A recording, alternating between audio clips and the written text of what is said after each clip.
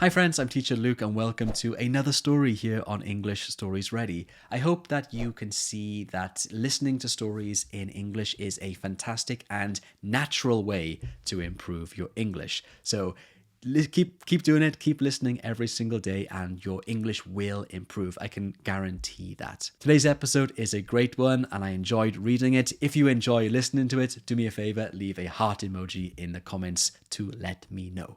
Okay, let's get right to it. Hey there, it's teacher Luke. Welcome to the English Mindset podcast. This is where we build your confidence, fluency, and mindset to think, speak, and live in English. So grab a coffee, relax, and let's get started. Chapter 1. What is an English mindset? Before we begin, let me ask you two simple questions. Do you think in English when you speak? And when you make a mistake, how do you usually feel? Embarrassed, frustrated, or motivated? Write your answers in the comments below. I'd love to know what kind of learner you are. Now, let's start. When people ask me, Teacher Luke, how can I become fluent in English? They often expect a list of grammar rules, vocabulary books, or speaking exercises. But fluency doesn't start with grammar, it starts with your mindset, the way you think about English and about yourself as a learner. An English mindset means seeing English not as a subject you study, but as a tool you live with. It's about using English to think, express, and explore the world, not just to pass a test or finish homework. Let's explore what that really means. Part 1. The difference between learning and living English. Think about the first time you learned English. Maybe it was in school. You probably learned how to introduce yourself. My name is, or I'm from. You memorized verbs, wrote sentences, and maybe even took grammar tests. That's learning English. It's about understanding the system of the language. It's necessary, of course, but it's only one part. Living English is something different. It means letting English become a part of how you see the world. It's when you start to notice English everywhere, in songs, videos, movies, conversations, even in your own thoughts. You don't just study the language, you use it to experience things. For example, when you watch a movie in English and stop translating in your head, that's living English. When you read an article and start forming your own opinion in English, that's living English. So the English mindset starts when you stop thinking of English as a subject and start treating it as a skill you use every day, just like driving, cooking, or playing a sport. Part 2. The power of mistakes. Let's talk about something every learner faces: mistakes. Many students tell me, I'm afraid to speak because I don't want to sound stupid. Or, I understand English, but I can't speak confidently. If that sounds like you, you're not alone. Most learners feel this way, but the truth is, mistakes are not your enemy. They are your teacher. Think about how children learn their first language. They make hundreds of mistakes every day. And they don't care. They just keep going. If a child says he go to school, no one shouts, "Wrong." They just correct it naturally. Oh, he went to school? That's nice. The child listens, repeats, and slowly improves. That's the English mindset. Not perfection, but progress. Every time you make a mistake and learn from it, your brain is building stronger connections. The only real mistake is staying silent because of fear. So, the next time you speak and say something wrong, try smiling instead of apologizing. You're not failing, you're growing. Part 3. Thinking in English. Now, this is a big one. Many learners ask, how can I start thinking in English? The answer is, you already can. You just need to train your mind to do it. At first, your brain will always want to translate. That's natural. But with time and practice, translation becomes slower and direct English thinking becomes faster. Here's a small exercise you can try. When you're doing something simple, like making coffee, walking to work, or cleaning your room, describe what you're doing in English, quietly in your mind. For example, I'm boiling the water. I need to find a clean cup. Oh no, I forgot the sugar. It sounds simple, but this kind of mental narration helps you connect English directly with your daily life. You stop translating from your native language and start forming thoughts directly in English. Another great habit is to ask yourself questions in English. For example, what do I need to do today? Why am I tired? What should I eat for dinner? These small thoughts, repeated every day, slowly build your English mindset. You don't need to be perfect. You just need to keep your inner voice active in English. Part 4. Curiosity and confidence. Having an English mindset also means being curious, not just about the language, but about the culture, the ideas, and the people behind it. When you hear a new phrase like break a leg or spill the beans, don't just memorize it. Ask yourself, why do English speakers say that? This curiosity helps you connect emotionally with the language. You start to understand that English is more than words. It's a way of thinking, a way of expressing humor, politeness, and emotion. Confidence grows from curiosity. The more you explore English naturally, through YouTube, podcasts, music, or books, the more confident you become. You start realizing, hey, I can understand real English, I can connect with people from all over the world. And that's when English stops being a school subject and becomes part of who you are. Part 5. From fear to flow. Let's talk about the word flow. When you're in flow, you don't stop to think about every word or rule. You just speak. You're focused on meaning, not on perfection. Athletes experience this when they play their best games. Musicians feel it when they perform without overthinking. And language learners can feel it too, when their brain and mouth work together smoothly. But to reach this flow, you must first let go of fear of mistakes, fear of accents, fear of not being good enough. All of these block your progress. The English mindset means saying it's okay to sound different. It's okay to pause. It's okay to not know every word. Because every time you speak, you're practicing courage, and courage is part of fluency. Part 6. The identity shift. Here's something few teachers talk about. Learning English can change your identity. When you start using English often, you may notice that you sound like a slightly different person. Maybe you use more polite words, or maybe you feel more confident, or even funnier when you speak English. That's not fake. That's growth. Your English self and your native self are both real. You are not losing your identity. You're expanding it. Having an English mindset means accepting this new version of yourself. It's saying, I can be me, but in another language. It's a beautiful thing, being able to express your ideas, emotions, and humor across cultures. So don't fight that feeling. Embrace it. You're not just learning English. You're becoming bilingual in mind and spirit. Part 7. A mindset of consistency. Now let's get practical. Mindset is not magic. It doesn't work unless you take action every day. Having an English mindset means understanding that small steps matter more than big, random study sessions. It's better to practice 10 minutes a day than 2 hours once a week. You don't need perfect conditions. You don't need to wait until you feel ready. You just need consistency. Listen to a short podcast while you cook. Read a few paragraphs before bed. Watch one YouTube video without subtitles. These small habits, repeated daily, build fluency faster than you think. It's like watering a plant. Not too much, not too little, just a little every day. Part 8. Celebrate your journey. Finally, remember this.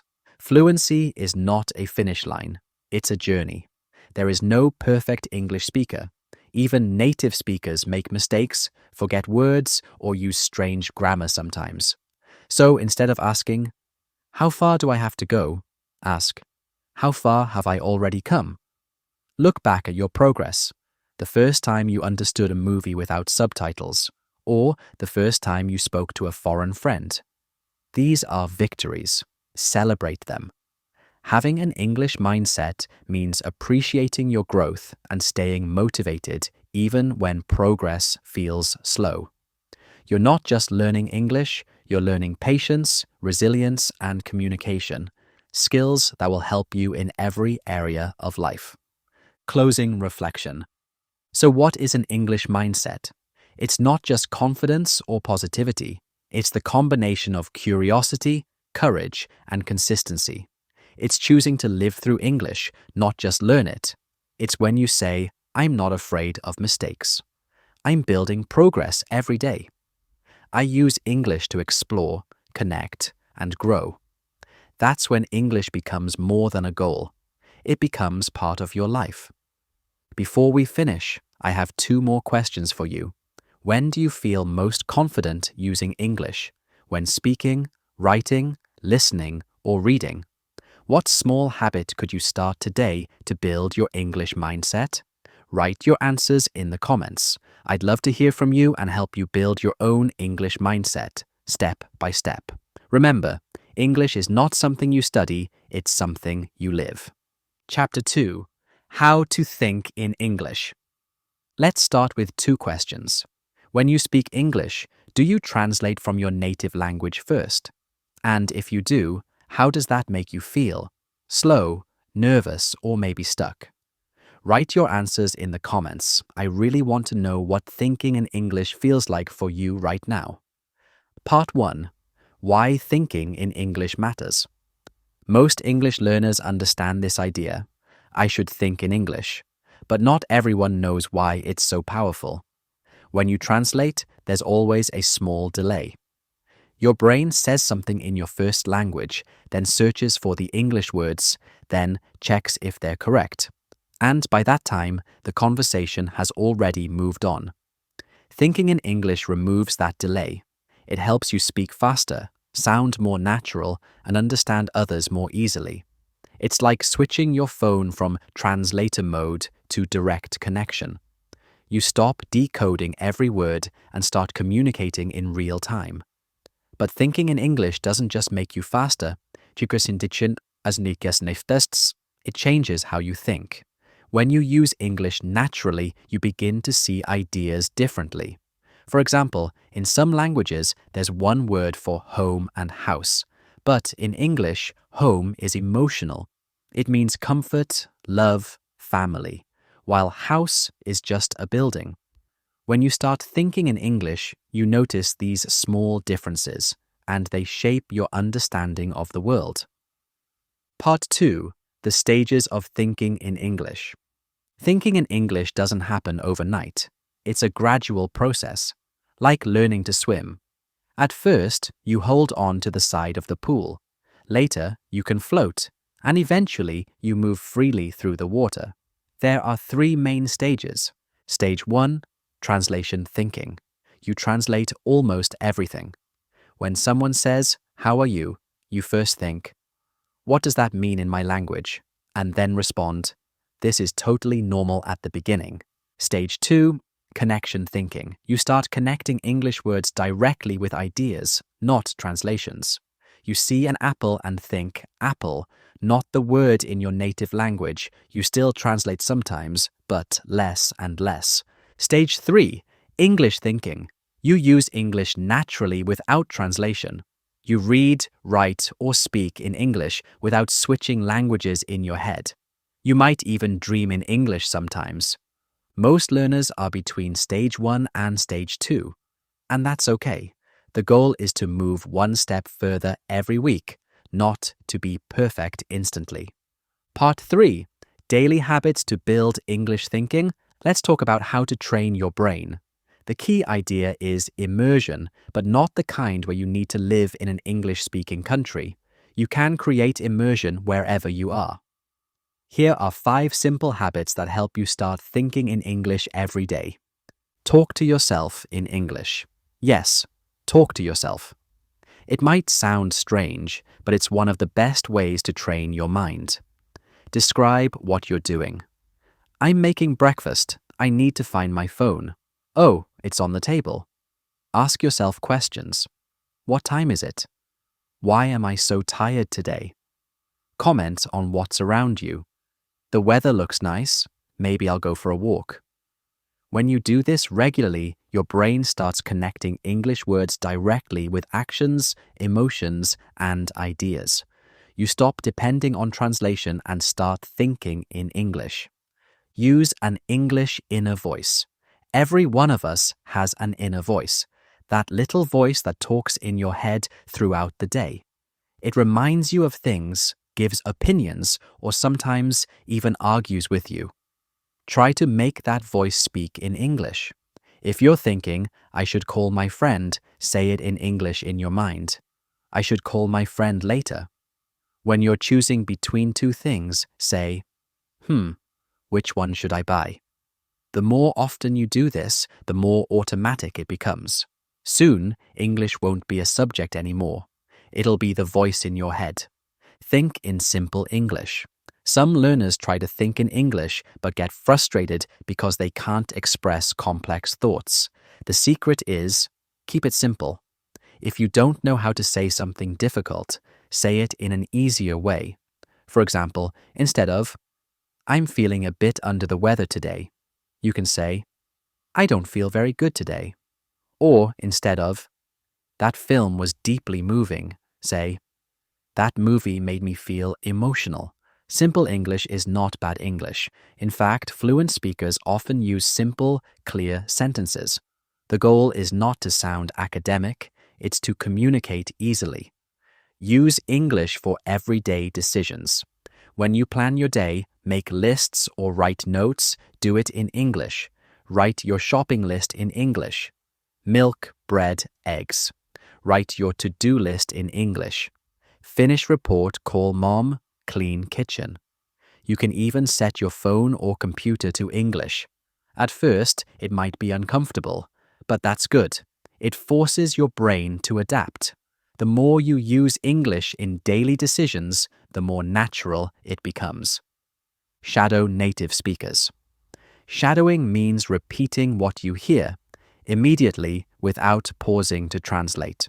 You can do this with YouTube videos, podcasts, or movies.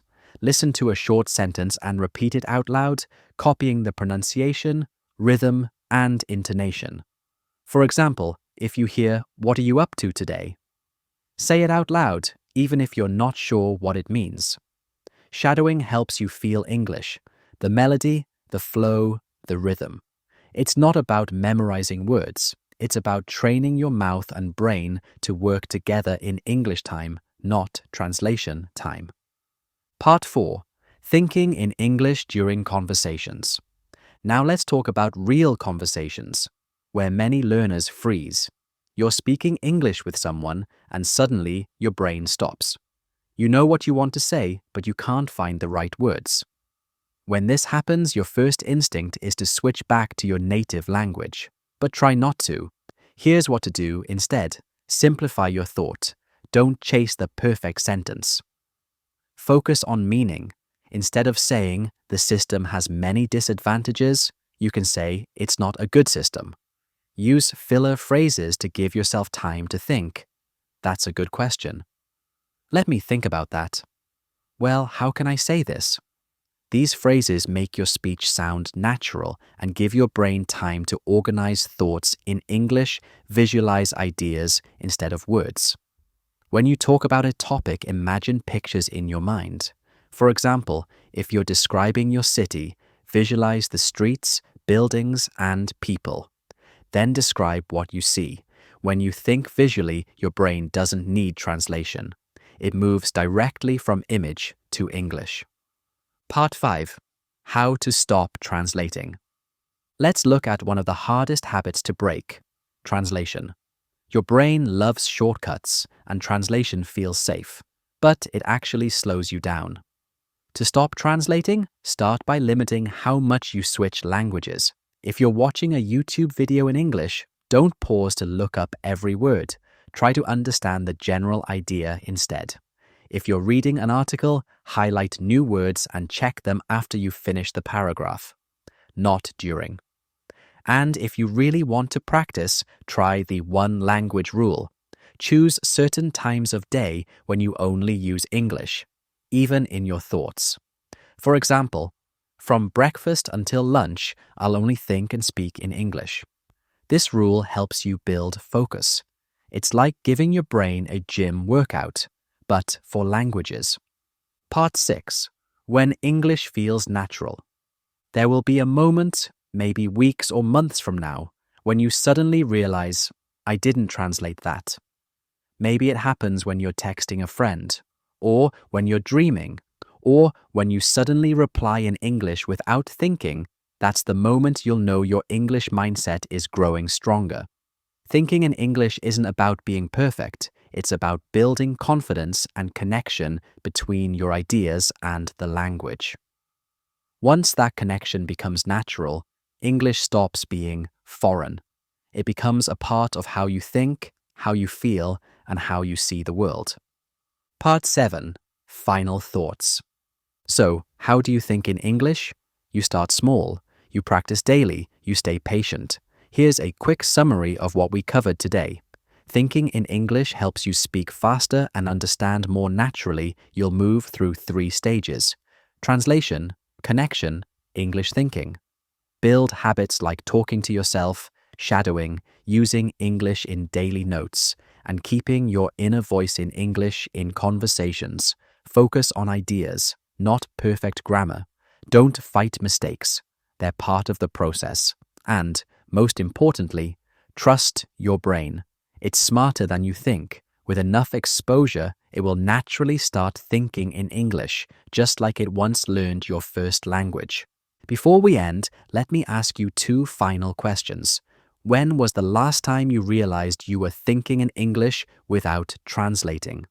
What's one small habit you can add to your day to practice English thinking? Write your answers in the comments. And remember, you don't learn to think in English by waiting for the perfect moment. You learn by living in English, one thought at a time. Chapter 3. Stop translating. Speak naturally. Let's begin with 2 quick questions. When you speak English, do you sometimes hear your native language whispering in your head? And do you ever get stuck searching for the perfect word before you speak? Write your answers in the comments. I'm curious to know how often translation slows you down. Part 1. Why translation feels safe. Let's be honest, translation feels comfortable. You've used your first language for your entire life. It's your home. So when you speak English, your brain naturally wants to go back home for help. It's like your native language is an old friend whispering, "Don't worry, I'll explain it for you." But here's the problem. Translation is slow. It breaks your rhythm. You start building a sentence in your language, then search for English words that fit. Sometimes you can't find the exact one. And suddenly, your confidence disappears. Speaking naturally in English means letting go of that constant back and forth. You have to start trusting English to do the job on its own. That doesn't mean you erase your first language. It just means you create a direct path between your thoughts and English. No translator in the middle. Part 2. The real reason translation doesn't work. Translation sounds logical, but languages don't match word for word. Think about this. In your language, you might say, make a photo, but in English we say, take a photo. You might say, open the light, but we say, turn on the light. Or you might say, I have 25 years, but we say, I am 25 years old. If you translate word by word, English starts to sound strange. That's why some learners sound unnatural, not because their grammar is bad, but because they're translating structure instead of meaning. The secret to natural English is not translating words, it's translating ideas. When you think, don't ask, how do I say this in English? Instead, ask, how would an English speaker express this idea? That small change transforms your fluency. Part 3. How to train your brain to stop translating. You can't just tell your brain, stop translating, and expect it to listen. You have to train it with practice, slowly, gently, and consistently. Here are 5 steps that really work. Step 1. Use easy English on purpose.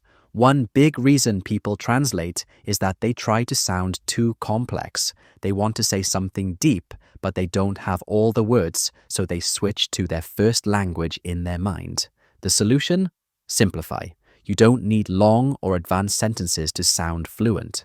Native speakers use simple language all the time. Instead of saying, "It is essential that we address this issue immediately," try saying, "We really need to fix this problem now." Instead of, "I am overwhelmed with gratitude," say, "I'm really thankful." Fluency doesn't mean difficult words. It means clear communication. When you start speaking in simple, direct English, you remove the pressure to translate. You free your brain to focus on ideas, not vocabulary. Step 2. Learn in phrases, not words. Here's another secret. Fluent speakers don't build sentences word by word. They use phrases, short blocks of language that work together naturally. For example, at the end of the day, to be honest, I'm not sure, but I think it depends on the situation. These ready-made phrases save time because you don't have to think about grammar each time, you just use them as tools. If you learn words individually, like make, do, get, you'll always need to translate and combine them. But if you learn make a decision, do homework or get better, you're thinking in English patterns.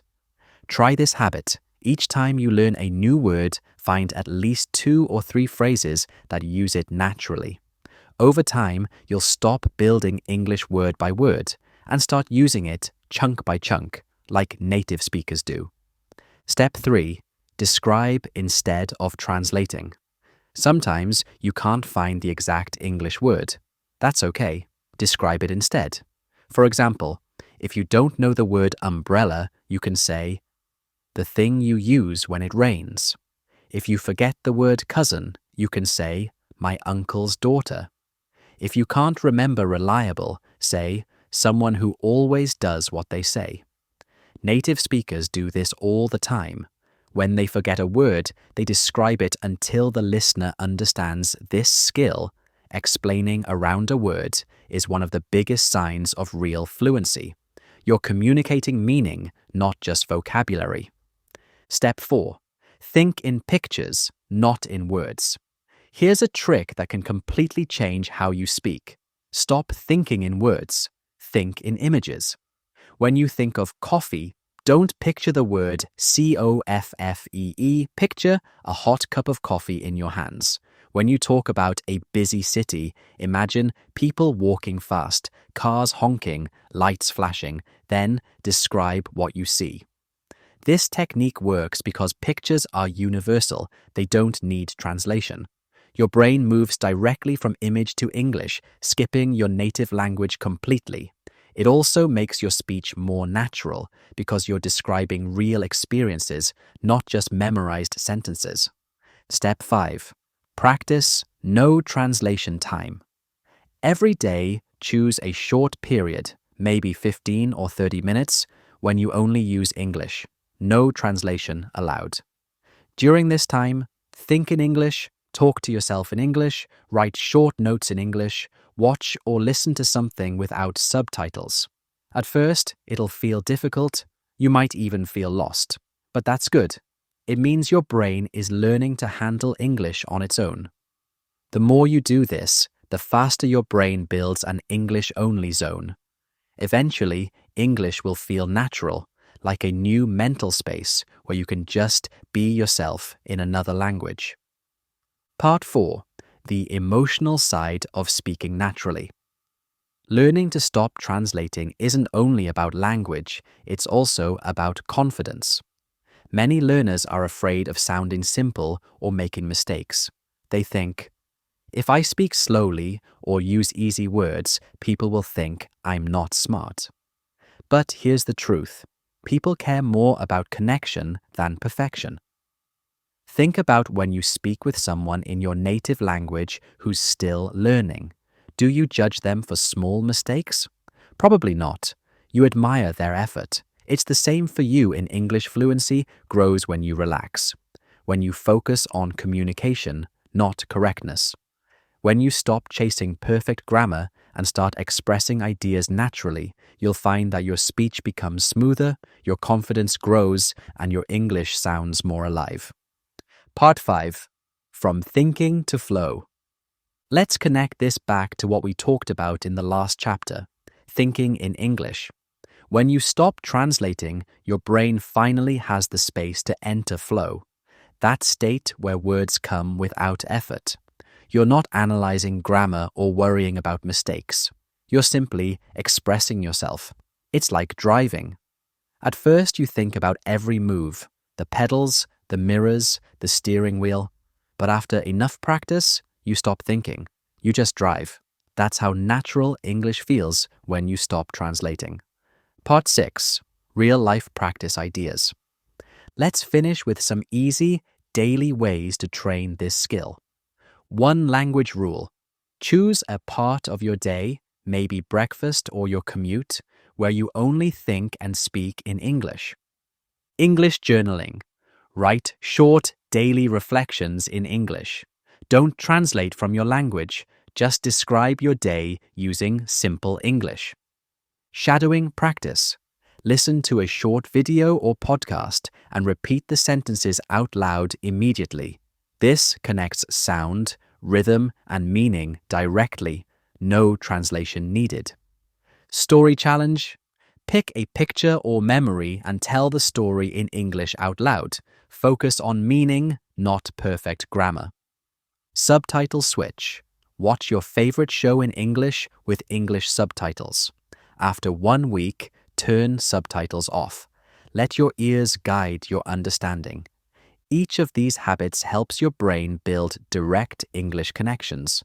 Over time, your natural speech will become smoother, faster, and more confident. Part 7. A final thought. Trust English. Here's the truth most learners never hear. You can't speak naturally if you don't trust the language. Trust that your listeners will understand you, even if you make small mistakes. Trust that your brain can find the right words, even when you're nervous. Trust that fluency comes from communication, not translation. When you finally let go of the need to be perfect, you'll discover something amazing. You already know more English than you think. Closing reflection. So, what does it mean to stop translating? It means you stop trying to make English fit your first language. You start letting English be English. You simplify, describe, and express instead of comparing, and you focus on ideas, not grammar charts. When you do that, you'll speak with freedom. Your English won't sound like a textbook anymore. It'll sound like you, natural, clear, and confident. Before we end, I have 2 quick questions for you. When do you notice yourself translating the most? During speaking, writing, or listening? Which of today's 5 steps will you try first to help you speak more naturally?